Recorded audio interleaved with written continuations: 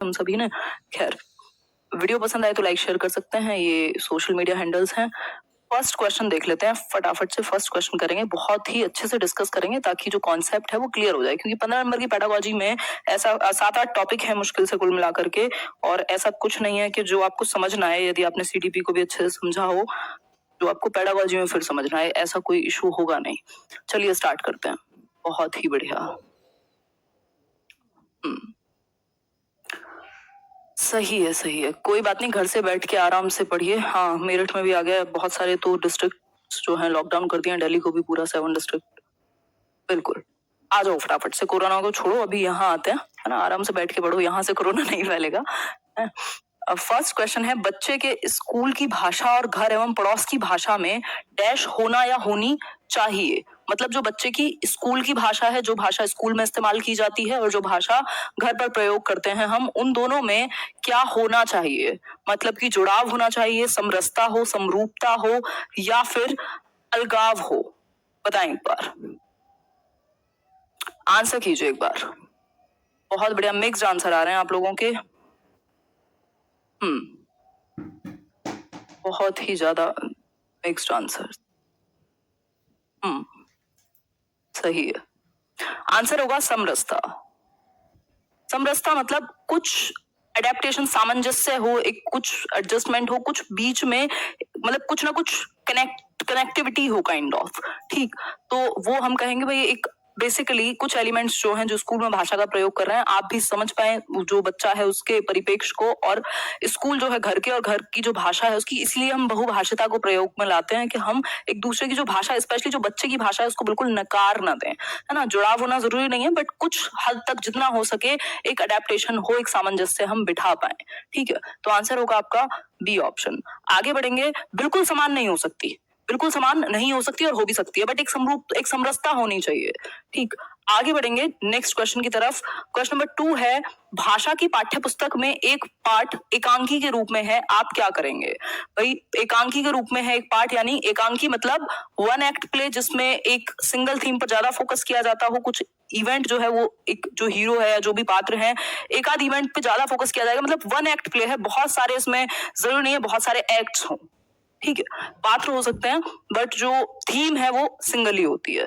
ठीक, तो ये जो एक अंक का नाटक कह सकते हैं जिसको, भाषा की पाठ्य पुस्तक में एक पाठ एकांकी के रूप में है, तो आप क्या करेंगे। भाई हिंदी है तो मैं तो इंग्लिश भी एक्स्ट्रा ही यूज कर रही हूँ, नहीं तो करनी तो हिंदी चाहिए। ठीक, पहला है, एकांकी में आए पात्रों के संवाद याद करवाएंगे आप, या फिर शिक्षार्थियों से एकांकी पढ़वाने के बाद उसका मंचन करवाएंगे, या फिर थर्ड ऑप्शन, एकांकी के मुख्य संवाद लिखवाएंगे, जो भी उसमें बातचीत हुई होगी उसको लिखवा देंगे, या हाव भाव के साथ एकांकी पढ़कर सुनाएंगे। बताएं एक बार, क्या करेंगे, आंसर कीजिए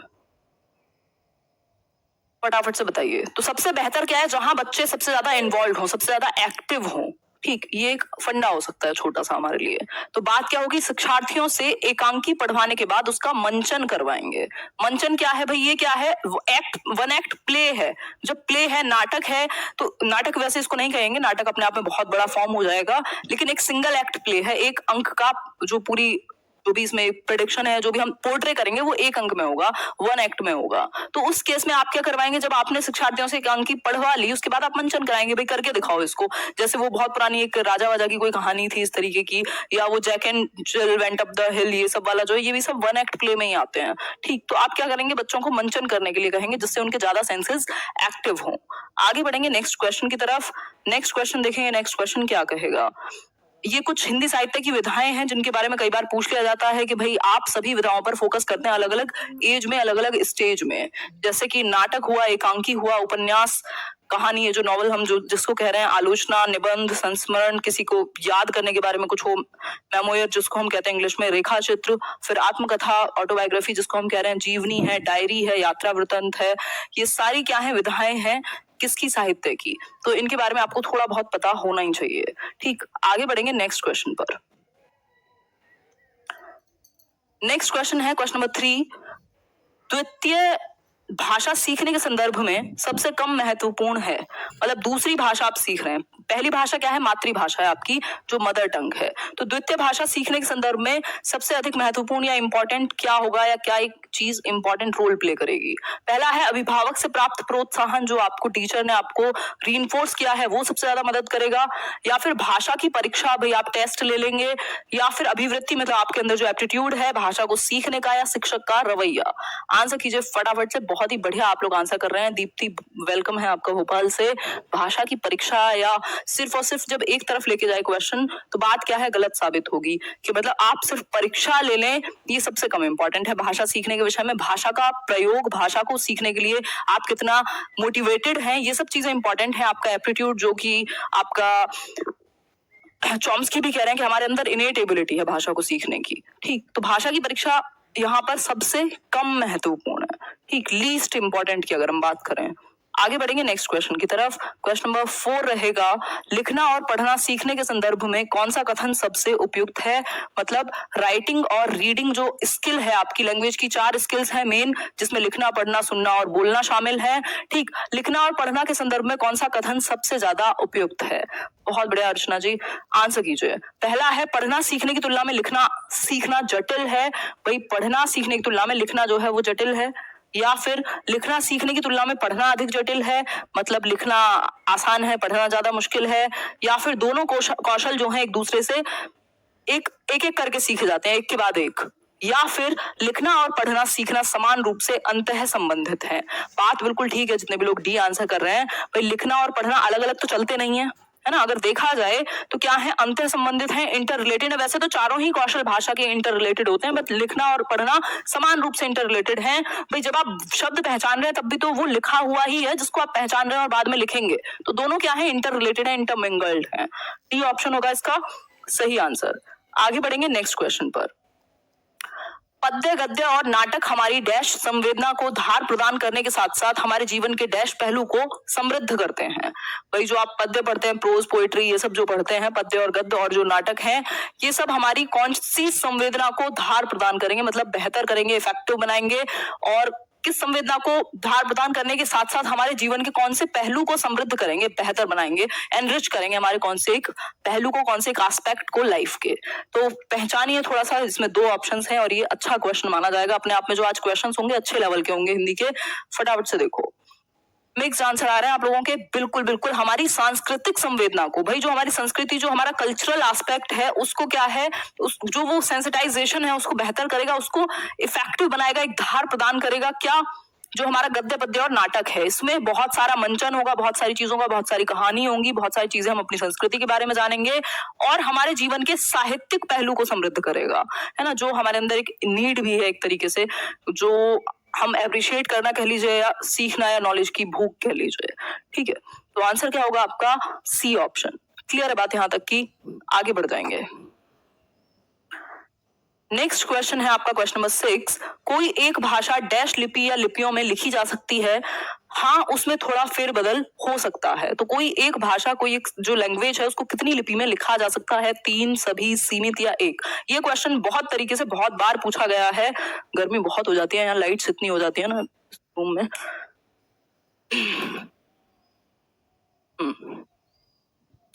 आंसर कीजिए फटाफट से, इसके बाद करेंगे संडे वार तक, कोई दिक्कत नहीं है, पढ़ लेते हैं ना थोड़ा सा।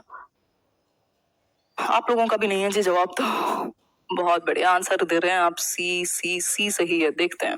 नहीं नहीं नहीं नहीं नहीं, ये सी सही कैसे हो सकता है? ये तो इतनी बार क्वेश्चन पूछा है, पेपर 1 में भी, पेपर 2 में भी। अगर हम बात करें जो कोई भाषा है उसको कितनी लिपि या लिपियों में लिखा जा सकता है, थोड़ा बहुत फेरबदल करके, तो कितनी भी या सभी। जब आप व्हाट्सएप पर चैट करते हुए लिख रहे हैं कहाँ हो या कहाँ है, वॉट एवर इट इज, ठीक। अब ये क्या है, ये है तो हिंदी, है तो हिंदी, देवनागरी में लिखी जाती है भाई, ठीक है, लेकिन आपने इंग्लिश में लिख दिया अपनी सुविधा के अनुसार। तो मतलब कोई भी भाषा किसी भी लिपि में लिखी जा सकती है, थोड़ा बहुत फेर बदल करके, ठीक है। अब एक भाषा को आप देख रहे हैं मल्टीपल लिपि में लिख पाते हैं हम, मतलब देवनागरी में संस्कृत भी है आपकी, ये भी है, हिंदी भी है। इस तरीके से बहुत सारी लैंग्वेजेस हैं जो अलग अलग, या एक लिपि में कई सारी लैंग्वेज लिखी जा रही हैं। मतलब किसी भी भाषा को किसी भी लिपि में या सभी लिपि में लिखा जा सकता है, थोड़ा बहुत फेर बदल करके, ठीक है। तो ये बेसिक बात है जो हमें पता होनी चाहिए। हाँ, व्हाट्सएप चैटिंग जो है कुमार ब्रदर्स, इसका बहुत अच्छा एग्जांपल है। आगे बढ़ेंगे नेक्स्ट एक क्वेश्चन की तरफ।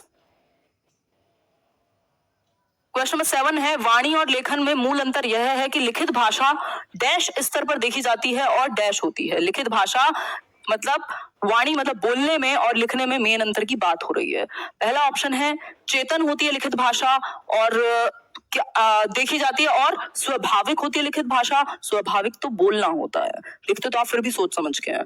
फिर है अचेतन और कालबद्ध। देखिए एक बार ऑप्शन जो है क्वेश्चंस और फिर उसके बाद समझिए। बहुत बढ़िया केदारमल जी, बहुत ही अच्छा नाम है आपका। आंसर कीजिए फटाफट से।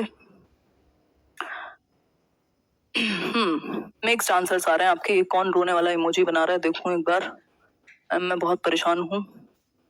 आएंगे आएंगे आराधना जी, अभी एक और वीडियो में बनाऊंगी। स्ट्रेटेजिक वे में पढ़ना शुरू कीजिए, अभी टाइम भी है, आसानी से सीटेट निकाल सकते हो आप या कोई भी एग्जाम। हाँ, लिखित भाषा अचेतन कैसे हो सकती है, खुद सोचो। लिखते टाइम कॉन्शियसनेस में लिखोगे ना, ऐसे नशे में तो नहीं लिखता कोई, ठीक? तो मतलब सचेतन है, कॉन्शियसनेस के साथ लिखी जाएगी, पूरी चेतना के साथ लिखी जाएगी। और क्या होती है, टाइम बाउंड होती है, कालबद्ध होती है। अगर आपने आज एक लेटर किसी को दे दिया ना, तो वो 3 साल बाद भी वो उस टाइम पीरियड के बारे में बात कर रहा होगा जो आज आपका स्टेट ऑफ माइंड बात कर रहा होगा। या जो हिस्ट्री है हमारी, क्या वो क्या है, कालबद्ध नहीं है, टाइम बाउंड हो गई। भाई लिखा हुआ तो वो एक तरीके से प्रमाणिक भी ज्यादा है और आप उसको जीवन पर्यंत रख सकते हैं। तो क्या है, कालबद्ध है, टाइम बाउंड है और ज्यादा कॉन्शियस होता है। बोलने की कंपैरिजन में, बोलने के तुलना में जो लिखना है वो ज्यादा कॉन्शियस है, ज्यादा सचेतन है और कालबद्ध भी है, टाइम बाउंड भी होगा। ठीक है बात, आगे बढ़ेंगे। भाई आप बोला हुआ जो भी है उसको आप मोल्ड कर सकते हैं कभी भी, लेकिन लिखा हुआ है जो लिख गया तो वो लिख गया। ठीक है, आगे बढ़ेंगे नेक्स्ट क्वेश्चन पर। नेक्स्ट क्वेश्चन है, भाषा कक्ष में समावेशी वातावरण का निर्माण करने के लिए जरूरी है कि, भाई जो भाषा कक्ष है आपका, भाषा कक्ष यानी कि, एक मिनट थोड़ा और इसको जूम कर लेते हैं।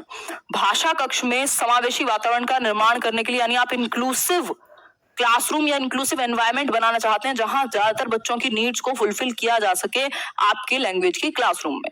ठीक है, तो आंसर कीजिए क्या बेहतर होगा यहाँ पर। जरूरी क्या है, बच्चों की सभी आवश्यकताओं को पूर्ण किया जाए, मतलब सारी आवश्यकताओं को आप पूर्ण कर दें, या फिर बच्चों को विविध दृश्य श्रव्य सामग्री उपलब्ध कराई जाए, या फिर बच्चों के प्रति अति उदारवादी दृष्टिकोण रखा जाए, या फिर बच्चों की विविध भाषाओं को पढ़ाया जाए। बताएं एक बार। मुझे लग रहा है मोटिवेशन आप लोगों की कम हो गई है आजकल कोरोना के डर से। तो टाइम मत वेस्ट कीजिए, ये मत सोचिए कि छुट्टियां हैं और हमेशा रहेंगी। ये टाइम अगर आपने यूटिलाइज कर लिया तो आप पता नहीं कितनी भीड़ से आगे हो जाएंगे, क्योंकि कंपटीशन है, एग्जाम्स जो हैं। बी, बहुत बढ़िया, जितने भी लोग बी आंसर कर रहे हैं। देखो सारी आवश्यकताएं आप पूरी नहीं कर सकते किसी की भी, और ये नहीं पता आवश्यकताओं की बात किस टर्म में हो रही है। अगर बी ऑप्शन नहीं होता तो हम चले जाते उसके साथ। बच्चों को विविध दृश्य श्रव्य सामग्री उपलब्ध कराई जाए। तो अगर हम बात करें समावेशी वातावरण, मतलब कि बच्चों की, जो हर प्रकार का बच्चा है लगभग उनकी नीड्स फुलफिल हो, तो ज्यादा से ज्यादा जब आप विविध या वेराइटी ऑफ दृश्य श्रव्य यानी कि ऑडियो विजुअल एड्स वगैरह का जब आप इस्तेमाल ज्यादा से ज्यादा करेंगे, और क्या कर सकते हैं आप एज अ टीचर, घर से खाना तो लाके नहीं देंगे, ठीक? तो ज्यादा से ज्यादा जो नीड्स हैं, जो उनको प्रॉब्लम है सीखने में, वो दूर होगी उनकी। ठीक, तो आंसर क्या होगा, बी ऑप्शन। उदारवादी दृष्टिकोण का मतलब आप जो जो कर रहा है उसको वो करने दीजिए, ऐसा नहीं हो सकता।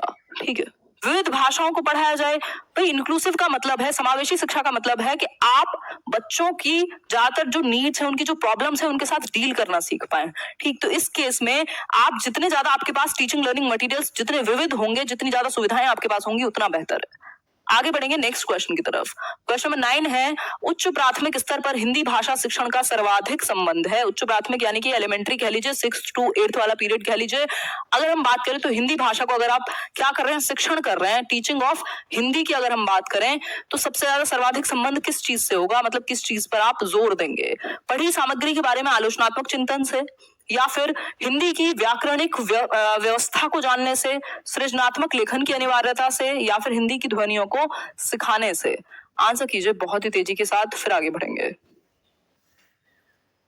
हाँ,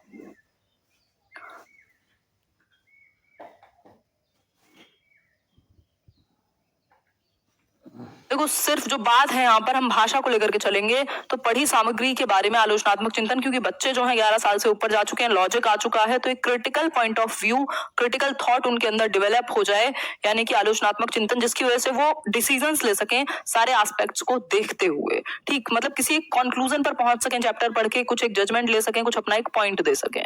ठीक है, तो सिर्फ अनिवार्यता नहीं होगा कि सृजनात्मक लेखन की अनिवार्यता मतलब बिल्कुल कंपल्शन है कि डाइवर्जेंट थिंकिंग करो ही करो या क्रिएटिविटी निकाल करके ही लाओ। तो ये कंपल्शन की बात, अगर अनिवार्यता की बात नहीं होती तो हम एक बार को इसके साथ चले जाते हैं। आगे बढ़ेंगे नेक्स्ट क्वेश्चन की तरफ। क्वेश्चन, अब कई लोग परेशान होते हैं कि उस बुक में ये दिया हुआ है वो दिया हुआ है। आप 4 बुक्स उठाएंगे और ये बहुत नॉर्मल सी बात है, इंडिविजुअल डिफरेंसेस हैं, इस पे कभी और किसी एक वीडियो में बात करेंगे। भी आप 4 किताबें देखते हैं, 4 अलग अलग आंसर्स आपको देखने को मिल जाते हैं कई बार, तो ये थोड़ी सी लापरवाही भी होती है और थोड़ा सा डिफरेंसेस के कारण भी होता है। ठीक, लेकिन मेरी कोशिश रहती है कि आप जो ज्यादा बेहतर लॉजिकल वे में जो ठीक हो उसको ज्यादा डिस्कस किया जाए, या जिस टाइम पे पेपर हुआ ऑफिशियल आंसर की ने जो माना उसके साथ जाएं। पहला है, भाषा नियमों द्वारा नियंत्रित डैश का माध्यम भर नहीं है बल्कि यह हमारी सोच को भी निर्मित करता है। मतलब कि भाषा नियमों द्वारा नियंत्रित, भाई एक नियमों में आपने बांध दिया, उसका क्या होगा यहाँ पे, डैश में क्या आएगा, सौंदर्य बोध, संस्कृति, संप्रेषण या कला। आंसर कीजिए बहुत ही जल्दी से। बिल्कुल बिल्कुल, बहुत बढ़िया। नहीं, संस्कृति कैसे होगा, संप्रेषण की बात करेंगे। संप्रेषण मतलब कम्युनिकेशन कह लीजिए। भाई भाषा क्या है, संप्रेषण का एक माध्यम है, लेकिन सिर्फ और सिर्फ संप्रेषण का ही माध्यम नहीं है, और भी बहुत सारी चीजें हमें सिखाता है, ट्रांसफर करता है। भाषा नियमों द्वारा नियंत्रित, जो नियम बांधे गए, रूल्स, किस चीज के,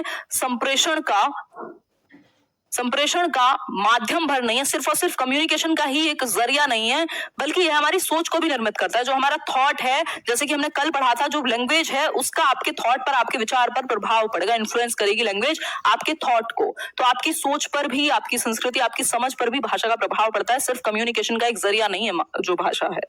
ठीक, तो क्वेश्चन को समझेंगे तो आंसर ज्यादा बेहतर कर पाएंगे। क्वेश्चन नंबर 11 है, कक्षा 8 के बच्चों का सतत आकलन करने में सबसे अधिक महत्वपूर्ण। भाई 8th क्लास के बच्चे हैं, उनका अगर आपको कॉन्टिन्यूअस असेसमेंट करना है तो सबसे ज्यादा इंपॉर्टेंट एक चीज क्या रहेगी। पहला है लिखित परीक्षा ले लीजिए, पेपर पेंसिल टेस्ट, भाषा प्रयोग की क्षमता देखेंगे, मौखिक परीक्षा या व्याकरण की जानकारी। बताएं एक बार, बिल्कुल लाइक शेयर आप कर सकते हैं अगर सेशन पसंद आए तो, और ध्यान रखिए अपना, थोड़ा सा एक मुश्किल का समय है but we can deal with it. फटाफट से बताएं। धन्यवाद पूजा कुमारी, आंसर कीजिए।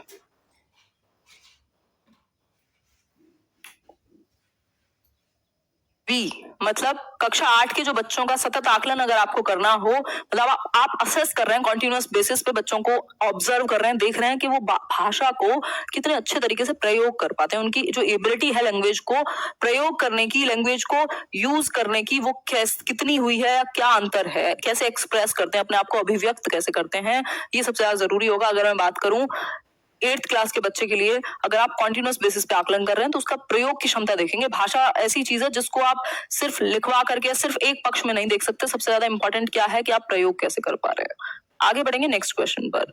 एक्सप्रेशन इंपॉर्टेंट है। क्वेश्चन नंबर 12 है आपके सामने, पूनम अपने विद्यार्थियों को पढ़ाते समय दृश्य श्रव्य सामग्री का प्रयोग करती है, इसका प्रमुख कारण है कि वह कक्षा, मतलब कि जो पूनम है वो अपने विद्यार्थियों को क्लासरूम में पढ़ाते हुए ऑडियो विजुअल एड्स का इस्तेमाल करती है, यानी दृश्य श्रव्य साधनों का। एको बहुत आ रहा है, एको कम कर लेंगे, कोई दिक्कत नहीं है, 1 मिनट रुको,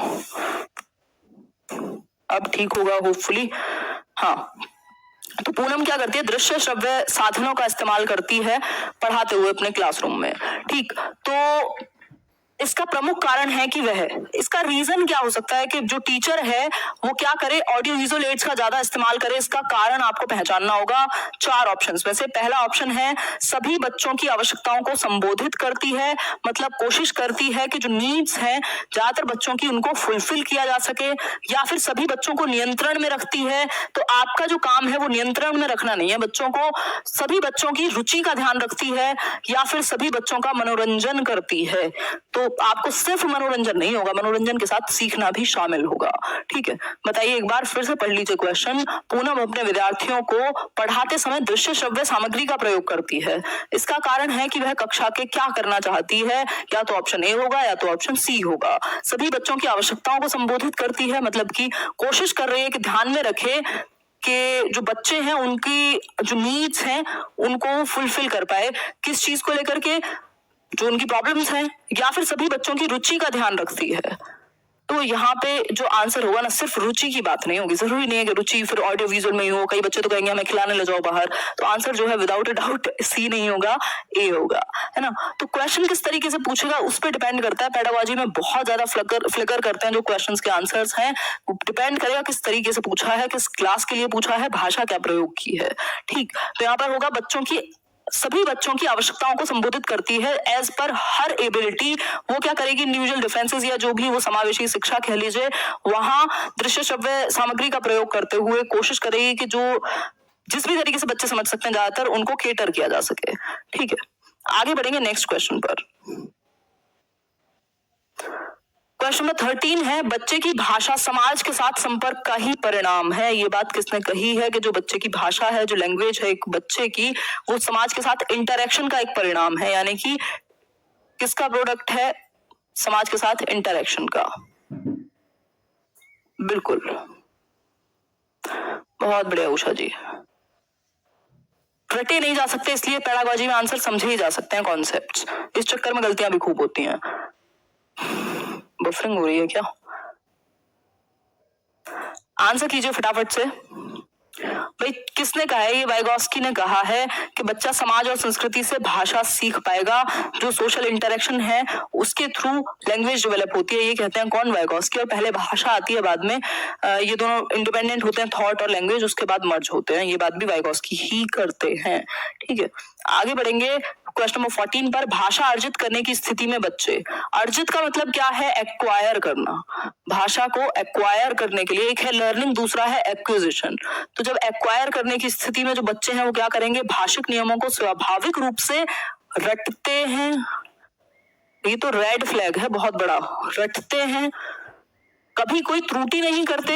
ऐसा कैसे हो सकता है? मतलब क्या है, बच्चे कंप्यूटर हैं, कैलकुलेटर हैं कि त्रुटि नहीं करेंगे?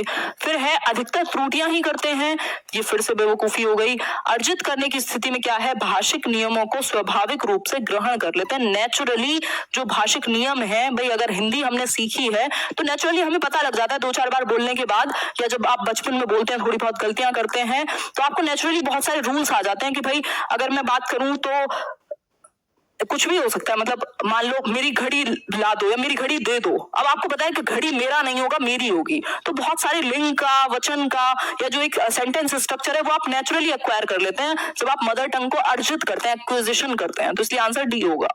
आगे बढ़ेंगे 15th क्वेश्चन पर। 15th क्वेश्चन क्या है? कबीर 7वीं कक्षा में पढ़ता है, वह सामान्य बातचीत में ठीक है। मतलब जो कबीर है वो 7th क्लास का बच्चा है, नॉर्मल बातचीत में उसे कोई प्रॉब्लम नहीं है, कम्युनिकेशन में, लेकिन पढ़ते समय वह बार बार अटकता है। कहाँ? पढ़ते समय वह बार बार अटकता है, वह संभवतः है, उसको प्रॉब्लम क्या हो सकती है ये बताएं एक बार फटाफट से। पहला ऑप्शन है आपके पास डिसकैलकुलिया हो सकता है, डिसग्राफिया हो सकता है, डिसलेक्सिया हो सकता है, या फिर डिसफेजिया हो सकता है। बताएं एक बार। डिस का मतलब ये है फंक्शन करने में कुछ प्रॉब्लम है। बताएं एक बार। ये बिल्कुल बिल्कुल स्वाभाविक है। अगर आपने वो मूवी भी देखी है, रोज आजकल जिक्र हो रहा है उसका, तारे जमीन पर का, कि उस बच्चों को क्या पढ़ने में प्रॉब्लम है, लिखने में भी प्रॉब्लम है। जब पढ़ने में होगी या शब्दों को पहचानने में होगी तो ऑब्वियस है कि लिखने में भी हो जाएगी। ठीक है, आंसर क्या है? डिसलेक्सिया है। और सिर्फ लिखने का पूछे तो डिसग्राफिया। ठीक, तो ये पठन संबंधी विकार डिसलेक्सिया होता है मेनली, लेकिन पढ़ने और लिखने दोनों में हो जाए तब भी डिसलेक्सिया ही है। तो ये जो बच्चा है कम्युनिकेशन प्रॉब्लम नहीं है, लेकिन पढ़ते हुए प्रॉब्लम होती है उसको, तो ये डिसलेक्सिया है। और 100 को वॉज पढ़ेगा, वॉज को 100 पढ़ेगा, डॉग को गॉड पढ़ सकता है, लिख भी सकता है। ऑब्वियसली जैसे पढ़ेगा वैसे ही लिखेगा ना, लिखेगा किसी नए तरीके से तो है नहीं जब पढ़ेगा गलत तो। ठीक है, तो आंसर क्या होगा आपका इसका? सी।